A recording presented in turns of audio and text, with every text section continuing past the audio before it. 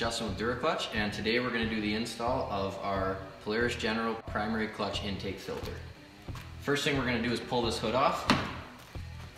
The only tools you need to do this is going to be the filter itself that we supply, a rag, and then a drill here, and we have an 1.5" hole saw. So this right hand side here is going to be the intake for the clutch. So what we're going to do is tuck this rag. It's hard to see maybe in the video, but on the back side here there's a gap.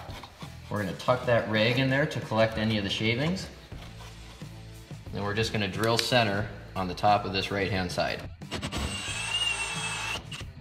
It is going to have a lot of shavings and stuff like that, but you can pretty much catch most of them with this rag. And then you're going to want to vacuum out the rest of that compartment just to get rid of all these filings and stuff that come off.